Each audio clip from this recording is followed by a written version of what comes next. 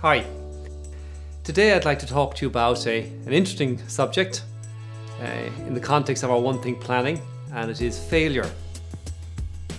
How to be a perfect failure. Bill Harris at the Centrepoint Research Institute wrote this a few years ago, and like all great material, it's timeless.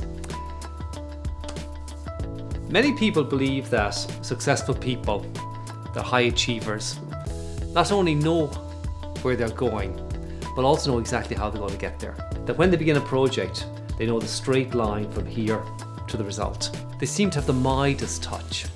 This belief, I think, is half true. High achievers certainly know where they're going, that is sure.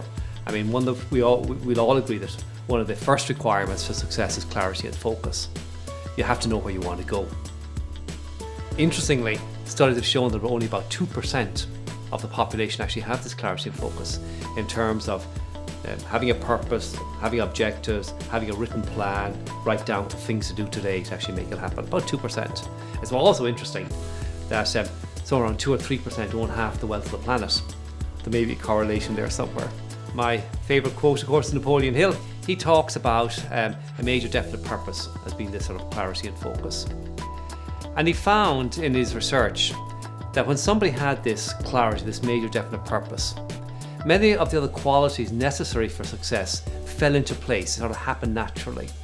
So focus, persistence, discipline, imagination, resilience, resistance to failure, the ability to bounce back, they happened almost automatically. So clarity is without doubt a key element of success. And my suggestion to everybody is that you write down your goal in such a way that a 12-year-old could read it and understand it without having to ask you for any additional information.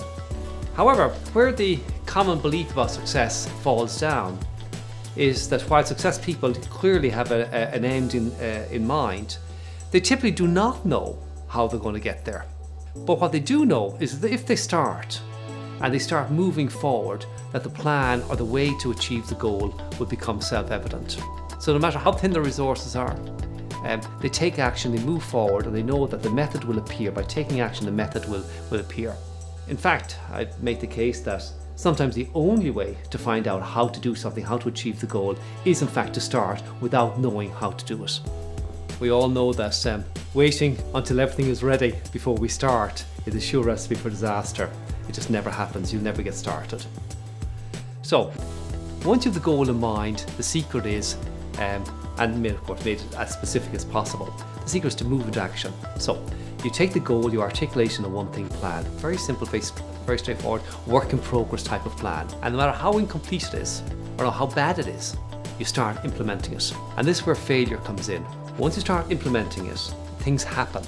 There's a great expression, military expression, that no plan survives engagement with the enemy. Well, that's very true.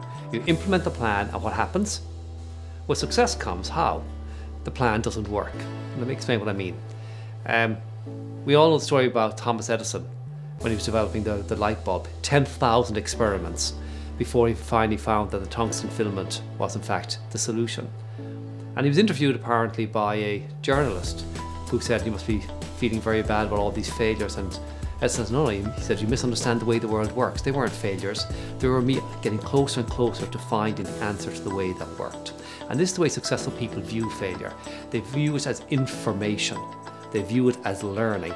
They recognize that failure is feedback, that without it you cannot be successful. You must do, try, fail and learn. This is how you find, in fact, the path to success, the path to your goal. So, Bill Harris's little methodology I'm going to give it to you. Here was his 6 steps. He said, number 1, know where you are. So be clear where you're starting about what it is you're trying to accomplish. Where do you want to be? Number 2, where do you want to be? What's the goal? What are you trying to accomplish? And then here's interesting. He said, take action towards that end. Cobble together a plan. So get out the One Think planner, the template, cobble together a plan and move into action. Don't try to get the plan right. Move into action. And what will happen, of course, you'll have experiences, you'll learn, things will work, things won't work. Step 4, every week review it. Sit down, review, learn, see what happened, see what didn't happen. Step 5, readjust the plan in the context of that learning. and keep going again and again. Step 6, repeat again and again and again. Just keep that cycle going. What happens to most people? They get to step number 4 and they give up. Tried, it didn't work. Yeah. Some brave souls may continue to step number 5 2 or 3 times, do step 4 or 5 2 or 3 times, and then they give up. The successful people recognize that failure is information. It's finding out, how can I do this? What way will work? And the way you find out is by trying out, by experimenting. High achievers don't feel disheartened. They expect to get feedback, they expect to learn, they expect it not to work. They know their plan is deficient, and they know that the only way they're going to improve the plan, find out the way that will work, is by trying out and failing. Remember Goethe's famous lines: whatever you can do or dream you can, begin it. Boldness has beauty, power and magic in it. Only engage and then the mind grows heated. Begin and then the work's completed. Successful people fail much more often than unsuccessful people. In fact, they fail over and over again. That's where they gain the information, the knowledge, the experience, the wisdom that allows them to be successful, to achieve their goals and objectives. So here's a new way for you to look at failure. Look at it as information gathering. Look at it as something that you need to do as quickly as you possibly can to tweak and modify your one thing plan and to be the success that you want to be. So write your one thing plan and get busy failing. Thank you.